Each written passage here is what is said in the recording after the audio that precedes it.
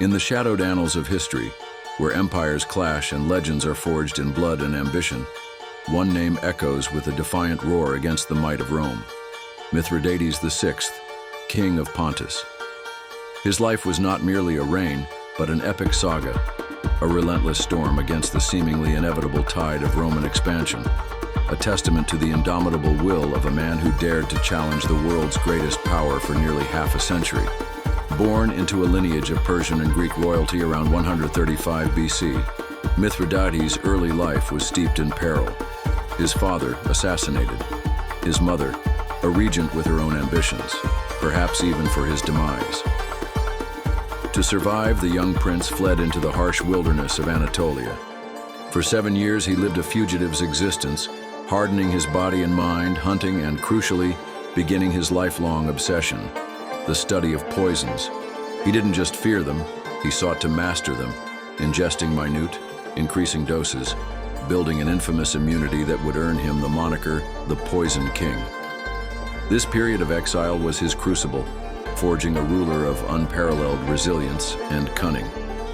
Returning to Sinope, the capital of Pontus, around 113 BC, Mithridates seized his birthright. He was no longer a frightened boy, but a charismatic and formidable leader. He consolidated his power, expanded his kingdom along the Black Sea coast, and built a formidable army, a diverse force drawn from Scythians, Thracians, Greeks, and Anatolians, all united under his banner. He was a polyglot, said to speak over 20 languages, able to address his varied soldiers in their native tongues, a skill that fostered deep loyalty. Mithridates saw himself as a champion of Hellenism against the encroaching Roman Republic. Rome's insatiable appetite for territory and its often brutal administration in the eastern Mediterranean had bred widespread resentment. He tapped into this discontent, positioning himself as a liberator.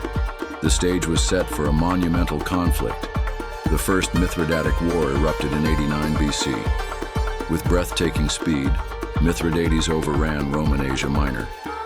In a calculated act of terror designed to irrevocably sever ties with Rome and galvanize local support, he orchestrated the Asiatic Vespers, the massacre of tens of thousands of Roman and Italian settlers.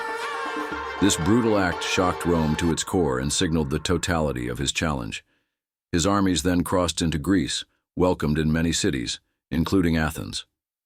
Rome, though embroiled in internal strife, responded.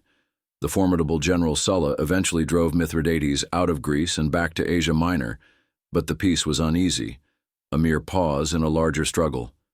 Mithridates, though defeated in this round, was unbowed.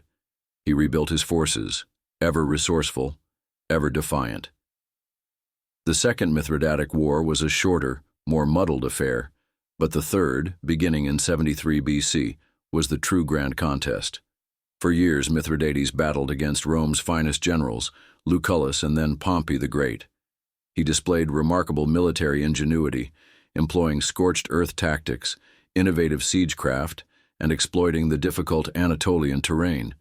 He was a master of adaptation, learning from his defeats, always finding new ways to resist. He even sought alliances as far as Spain, with the Roman rebel Sertorius, dreaming of a grand coalition against their common enemy. But the sheer weight of Roman resources and military discipline was relentless. Pompey's campaigns gradually cornered the aging king. Betrayals mounted, even within his own family. His vast kingdom crumbled. His armies were shattered. Yet even in defeat, his spirit remained unbroken. He retreated to the Crimea, to his Bosporan kingdom, still plotting, still dreaming of a final, desperate invasion of Italy itself, a march on Rome from the north. It was a plan born of desperation, too grand for his dwindling resources and wavering support. His own son, Pharnaces II, fearing the consequences of his father's unyielding defiance and eager to curry favor with Rome, led a rebellion in 63 BC.